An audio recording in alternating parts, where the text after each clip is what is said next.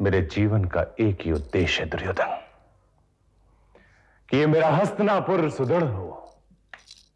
हस्तिनापुर की सीमाएं तो पिछले 1 साल से काफी सुदृढ़ हो चली हैं पितामह।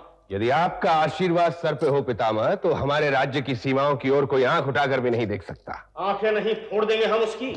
जिस राज्य की सीमाओं को हमेशा बाहुबल से संभालना पड़े, वो सीमाएं सुदृढ़ देखते हुए भी निर्बल नहीं होते कहीं भीतर से? होती है, बल्कि खोखली सुदृढ़ता होती है। किंतु हमारी सुदृढ़ता खोखली नहीं है। जिस राज्य में कर्ण जैसा धनुर्धर जिंदा हो, उस राज्य की सुदृढ़ता खोखली कैसे हो सकती है? तुम ठीक कहते हो दुर्योधन, पर अर्जुन और भीम की कमी और युधिष्ठिर जैसे गुणी की कमी। काका, आप महाज्ञानी हैं, आपने महाग्रंथ पढ़े हैं। मैं आपको तत्व ज्ञान तो नहीं दे सकता, किंतु इतना अवश्य पूछ सकता हूं कि क्या राज्य कभी किसी के लिए रुका है?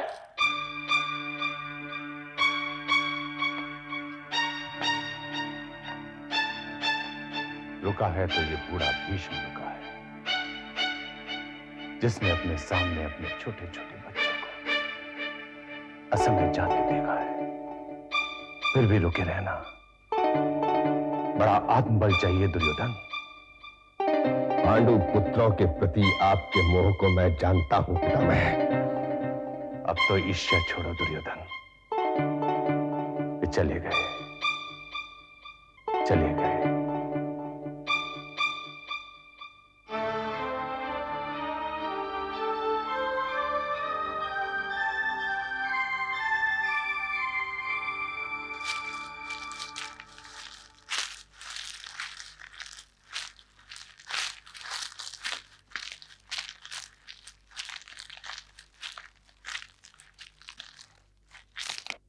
तो क्या सोचा महारानी हिडंबा? हम राक्षस हैं अमात्य, हम सोचते नहीं, जीते हैं। सोचने की बीमारी आर्यों की है। सोचने दो उन्हें मैदानों में जाकर, हम जंगल में बिना सोच के ही भले। मैं विवाह की बात कर रहा था। क्यों क्यों करते आप बार बार विवाह की बात? क्योंकि आप ही इस हिडंबावन की महारानी। मुझे पता है, और हमारे क्षेत्र के हर राक्षस को पता है कि उनकी रानी हिडिंबा है। जिसे ना पता हो या जो भूल रहा हो, उसे ले आइए मेरे सामने। आपकी ताकत की तो बात ही नहीं हो रही है। तो और क्या चाहिए रानी के लिए? रक्षा करती हूं ना सबकी, हूं मैं सक्षम। पर राक्षस रानी और उसके मात्र एक ही पुत्र, ये एक ही दूसरों के 10 पर भारी पड़ेगा अमात्य। देख लेना, ये घटोत्कच है, भीम का पुत्र। इसे कम मत समझना आप। युवराज को कम समझ के मरना है मुझे? फिर क्यों आ जाते हो बार बार विवाह की रट लेकर मेरे सामने? हमारे राक्षस कुल की मर्यादा है कि... क्या कहती है राक्षस कुल की मर्यादा? जितनी बड़ी रानी, उसके उतने अधिक पुत्र। अभी 6 महीने हुए हैं भीम को गए, और आप साल भर तक भीम के साथ विवाहित जीवन जीने के बाद अब क्या किसी ऐरे गहरे राक्षस को अपने पास भटकने दूंगी? मैं चीर के रख दूंगी एक एक को। सुन लिया आपने? चीर के रख दूंगी अगर कोई मेरे पास आया तो। ये शरीर भीम का, ये मन भीम का, ये हिडिंबा भीम की। समझ गए आप या समझाऊं आपको? नहीं नहीं, समझ गया। चलो।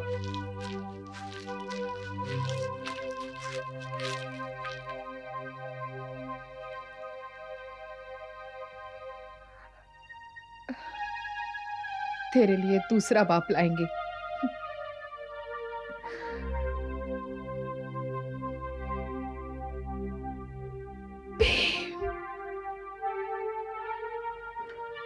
इससे तो हिडंब वन ही ठीक था। हाँ, कम से कम खाने पीने की समस्या तो नहीं थी। खाने पीने की क्या, भीम भैया राजा थे। सारे के सारे राक्षस कैसे हमारे आगे पीछे घूमते रहते थे। अब तो पिछले 6 महीनों से हर रोज सुबह निकल पड़ो भिक्षा मांगने। पहले तो फिर भी मिल जाती थी यहां वहां ठीक ठाक, लेकिन अब तो कोई भिक्षा देता ही नहीं। भिक्षा भी नहीं देते और व्यंग भी करते हैं। इतने हष्टपुष्ट होकर भिक्षा मांगते हो? ब्राह्मणों का धर्म तो यही है सहदेव, निजी संपत्ति कुछ न रखो, अध्ययन अध्यापन में ध्यान दो और भिक्षा मांगकर ही जीवन निर्वाह करो। वो तो ठीक है बड़े भैया, पर हम तो क्षत्रिय हैं, हमारा धर्म केवल। भूल गए अर्जुन, क्या कहा था कृष्ण द्वैपायन जी ने हिडिंब वन से निकलते समय? क्या कहा था? कि हमें ब्राह्मण वेश में इस एक व्रत गांव में तब तक छुपे रहना है। कब तक छुपे रहें? भीम, ये ब्राह्मण धर्म सिखा रहे हैं हमें। अरे क्षत्रिय धर्म है हमारा। भीम, ये बात युधिष्ठिर भी जानता है। तो फिर क्यों हम उस अंधे की संतान से डर डर के जिएं? फिर बड़ों के लिए अपशब्द।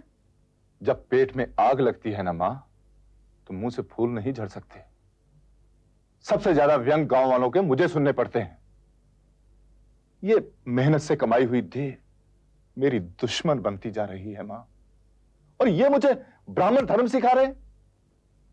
और उधर वो बकासुर यहां के कायर राजा को डरा के हर रोज हर घर से एक आदमी के लिए अपनी गुफा के बाहर बैठा रहता है।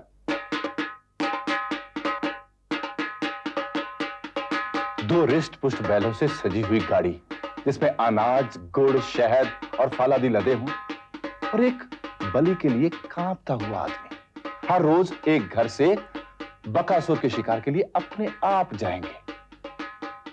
ऐसी राज आज्ञा, ऐसा आतंक, ऐसा भय। और हम धोती पहन के, तिलक लगा के सुबह सुबह भिक्षा मांगने निकल पड़ते हैं। ये है धर्म? हे भगवान, अब क्या होगा हमारा?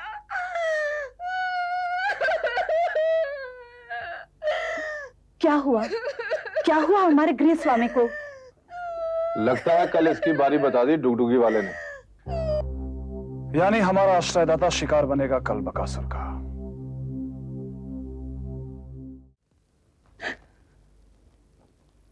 मरना ही पड़ेगा मुझे, और ये सब तुम्हारी वजह से। अब रोने से क्या फायदा? तब कहा नहीं था मैंने कि चलो चलते हैं ऐसे कायर राजा का राज्य छोड़कर, कि हर रोज एक नागरिक को राक्षस का ग्रास बनाकर खुद आराम से महलों में सोता है। क्यों रहना ऐसे राज्य में? तब नहीं मानी मेरी बात। तो पीढ़ियों से रहते आए हैं इस गांव में, इसे छोड़कर कहां भटकते?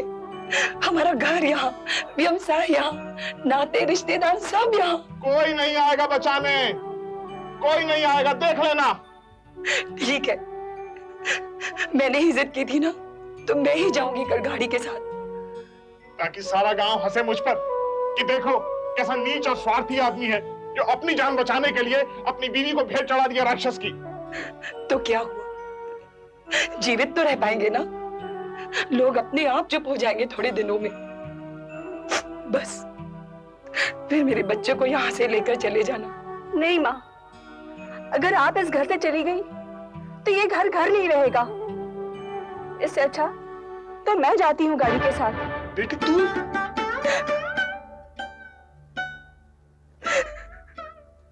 पर भी तू कैसे? हाँ मैं, वैसे भी मेरी विवाह की चिंता आप सबों को सताती रहती है। कहाँ जमा कर पा रहे हैं आप कन्या शुल्क? इससे अच्छा मैं राक्षस का आहार बन आप सबको बचा भी लूंगी और कन्या शुल्क की चिंता भी खत्म। फिर आपके पास एक पुत्र तो है ही वंश चलाने को। मेरा क्या है? नहीं बहन, भाई के रहते अगर बहन बलि चढ़ गई तो कल से सारी बहनें अपने भाइयों से नफरत करने लग जाएंगी, और फिर बेटे के रहते पिता या माँ कोई भी राक्षस का ग्रास बन गए तो माँ बाप बेटे की इच्छा करना छोड़ देंगे। इसलिए जाने दीजिए मुझे गाड़ी के साथ। बेटे तू इतनी अच्छी बातें मत कर इस बेला, मुझे जाने दे। नहीं पिताजी।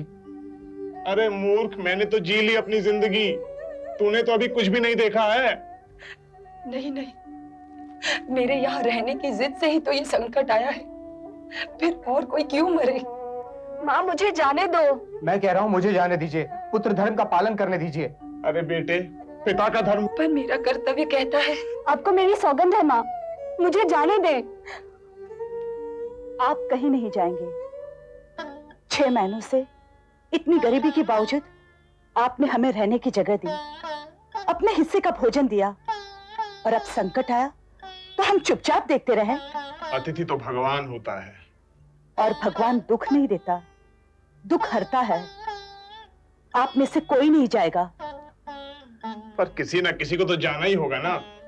वरना राजा के सैनिक जबरन सब कुछ तोड़ फोड़ के हम सबको गाड़ी के साथ बांध कर भेज देंगे। आप गाड़ी तैयार रखें। कल इस घर से 2 बैलों की गाड़ी जरूर जाएगी, पर उसमें बैठेगा भीम। ये भीम भैया को नींद आ कैसे जाती है? अरे ये ठंडी ठंडी हवाएं, बैलगाड़ी के हिचकोले, बस काफी है इनकी नींद के लिए। और ये जो बकासुर राक्षस? अरे उसकी चिंता छोड़ो, गांव से बाहर निकलते ही हम लोग अपने अस्त्र शस्त्र निकाल लेंगे और फिर मेरे वालों के सामने क्या टिकेगा ये बकासुर टकासुर। अरे भाई, अस्त्र शस्त्र भले ही निकाल लेना, पर चुपचाप पेड़ों के पीछे छुप के भीम का मल्ल युद्ध देखते रहना। देखो भीम, नीति ये कहती है कि भैया, हम राक्षस को मारने जा रहे हैं, शास्त्रार्थ करने नहीं। वो तो ठीक है भीम भैया, पर बकासुर के साथ भी मल्ल क्रीड़ा में खो मत जाना कहीं। ये कैसे हो सकता है? ये भीम भैया जब तक अपने प्रतिद्वंदी को 5-6 कुश्ती के दांव पे बिना दिखा दे, ये मार ही नहीं सकते। अरे जब तक पसीना ना निकल जाए मल्ल क्रीड़ा का मजा ही नहीं आता इन्हें। भीम, इस बार तुम ऐसा कुछ नहीं करोगे, समझे? ये मेरी आज्ञा है। और बड़े भैया की आज्ञा मानना हमारा धर्म है। और यही माँ ने भी कहा था। मतलब माँ की भी आज्ञा भैया।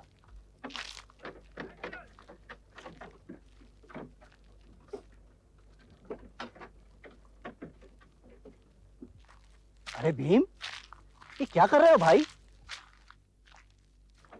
फल खा रहा हूँ। पर ये तो बकासुर के लिए है। आप किसकी तरफ हैं? मेरी तरफ या बकासुर की तरफ? धर्म की तरफ। तो खाली पेट लड़ना नहीं चाहिए, ये मल्ल विद्या का धर्म है। अब आप सब छुप जाओ, हम पहुंचने ही वाले हैं। हमने 3-4 घंटे विलंब करके उसे पहले ही चिढ़ा दिया है। अरे चिढ़े हुए और गुस्से से भरे राक्षस को मारना और ज्यादा आसान होता है। अरे उसकी चिंता छोड़ो भीम भैया, मैं उसे अपने गांडीव से ऐसे। अपना गांडीव छुपा ही रहने दो अर्जुन। अचानक सारे गांव वाले आ गए और उन्होंने देख लिया कि हम ब्राह्मण वेश में क्षत्रिय हैं, तो युधिष्ठिर भैया का धर्म संकट में पड़ जाएगा। अच्छा, ये बताओ तुम उसे मारोगे कैसे? इससे।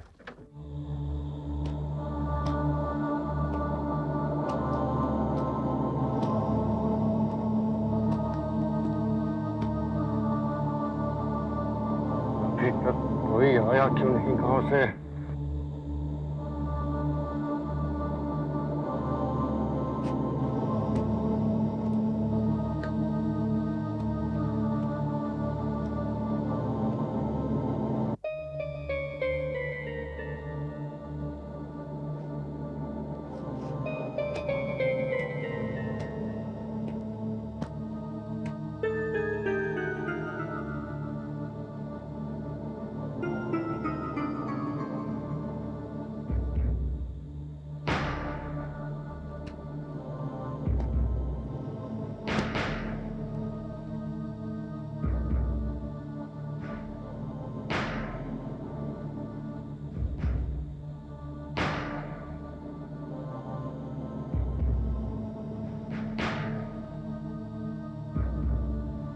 मूर्ख, इतनी देर क्यों लगाई तूने?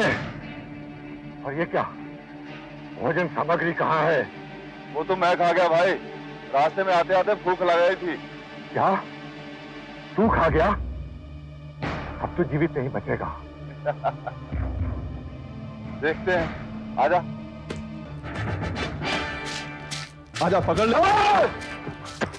आजा।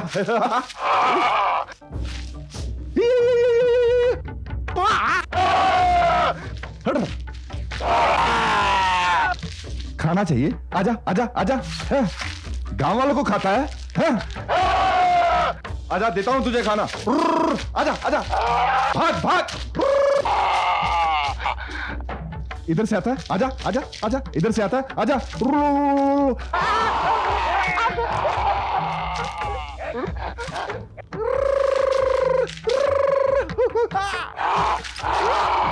तुझे खाएगा, बहुत भूख लग रही है। आजा, पकड़ ले पकड़ ले, भाग भाग।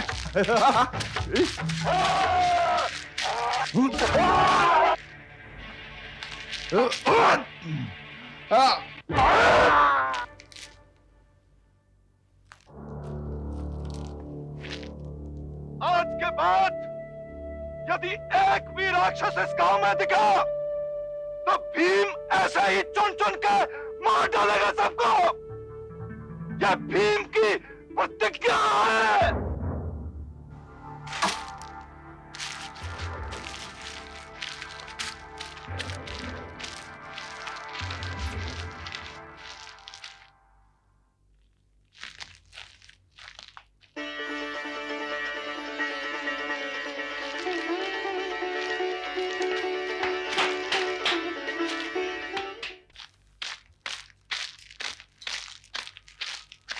दुर्योधन, दुर्योधन, भांजे दुर्योधन। अरे मामा आप, क्या बात है?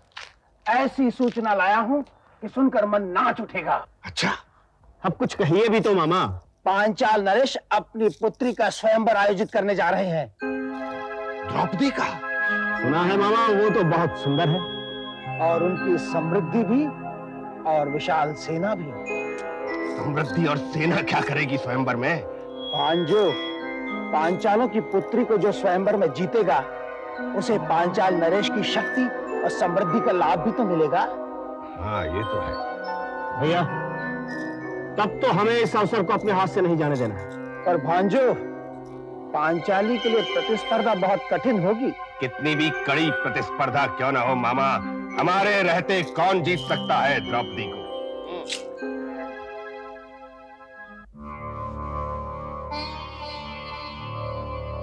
विजयी भव।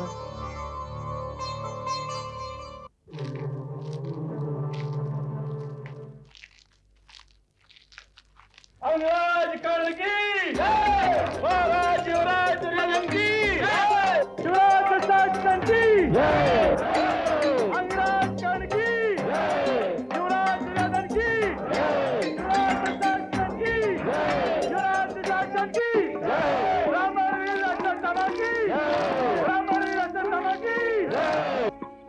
पांचाल नरेश महावीर द्रुपद की जय हो। राजकुमार धृष्टद्युम्न की जय हो। क्या सूचना है? आर्याव्रत के सभी किरीटधारी राजकुमारी कृष्णा के स्वयंवर मंडप में आ रहे हैं। एक से एक विद्वान ब्राह्मणों का जमघट भी लग चुका है महाराज। कौरव नरेश दुर्योधन भी अपने भाई दुशासन और मित्र अंगराज कर्ण सहित पधार चुके हैं। तुम लोग स्वयंवर मंडप में जाओ और अतिथियों का स्वागत सत्कार करो। जाओ। ये कौरवों का नाम सुनते ही तुम इतने उद्विग्न और उत्तेजित क्यों हो जाते हो दुष्टुम? अपमान, अपमान की एक ज्वाला धधक उठती है मेरे अंदर पिताजी। बरसों बीत गए पर आज तक याद है मुझे बचपन में देखा आपका वो अपमान। इन्हीं हस्तिनापुर वालों ने ही हमारे विरुद्ध युद्ध छेड़कर न सिर्फ हमारे राज्य के पश्चिम का एक बड़ा भूभाग हथिया लिया, बल्कि आपको बंदी बनाकर द्रोणाचार्य के समक्ष अपमानित किया। आप भूल सकते हैं पिताजी, किंतु धृष्टद्युम्न कभी नहीं भूलेगा। द्रुपद कभी कुछ नहीं भूलता धृष्टद्युम्न, कुछ नहीं भूलता।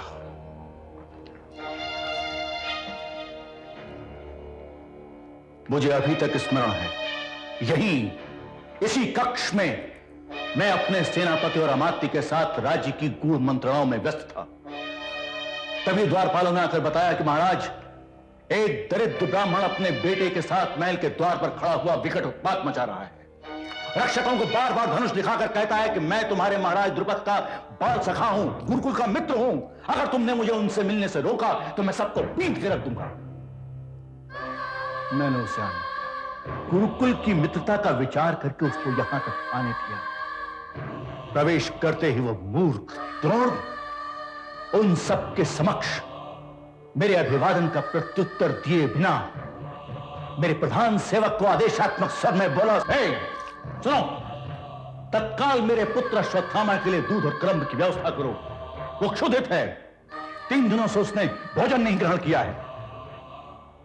अरे, या तो मत कहो कि तुम राजा के मित्र हो, और अगर कहते हो राजमहल में, राजकक्ष में आकर कहते हो, तो कम से कम अपने मित्र की मर्यादा का विचार तो करो। क्या अनुचित किया मैंने जो अपने सेवकों को आदेश दिया कि उसे अतिथिशाला में जाकर भरपेट भोजन कराया जाए? क्या पाप किया मैंने? परंतु वो अभिमानी दंभी द्रोण मुझे अपमानित करने की प्रतिज्ञा करके गया, मेरा मस्तक झुकाने की प्रतिज्ञा करके गया। गुखा ही चला गया। फिर हस्तिनापुर जाकर अपनी धनुर्विद्या के चमत्कारों से उसने भीष्म पितामह को मोहित किया। कृपाचार्य थे कौरवों के धनुर्विद्या के आचार्य, उसके बहनोई, मगर उस कपटी द्रोण ने अपने आश्रय दाता, अपने स्वयं के बहनोई को अपदस्थ कराया। कौरवों का प्रधान आचार्य बनकर कौरव राजकुमारों को मोहित किया। शिक्षा समाप्ति के उपरांत गुरु दक्षिणा के रूप में जानते हो उसने क्या मांगा? मुझे, धृष्टद्युम्न मुझे, और वो भी बंदी बनाकर। और युद्ध छिड़ गया। 100-150 गांव ही तो ले आए थे हमारे सैनिक, और हस्तिनापुर ने इसी बात का बहाना बनाकर पांचाल के विरुद्ध युद्ध छेड़ दिया। हम बड़े थे, परंतु फिर भी पराजित हो गए। जानते हो क्यों? क्यों? इसलिए कि हमारे पक्ष में कोई भी सशक्त धनुर्धारी नहीं था। उसी क्षण मैंने प्रण किया कि अपनी पुत्री कृष्णा के बड़े होने पर मैं उसका स्वयंवर रचाऊंगा। आर्यावर्त का सबसे विशाल स्वयंवर रचाऊंगा मैं, और उसमें धनुर्विद्या की क्रूरतम पहेली खड़ी करके रख दूंगा सबके समक्ष। जो जीतेगा उसे अपनी बेटी देगा। कहीं दुर्योधन या दुशासन या कर्ण जीत गया मेरी बहन को तो क्या? जो भी विजयी होगा वो संसार का सर्वश्रेष्ठ धनुर्धर होगा। उसे मैं अपनी बेटी के साथ धन दूंगा, सम्मान दूंगा, और इस प्रकार वो मेरा हो जाएगा। आर्यावर्त का सर्वश्रेष्ठ धनुर्धर मेरा हो गया तो भीष्म पितामह के हस्तिनापुर के राज सिंहासन पर मेरा जामाता बैठेगा।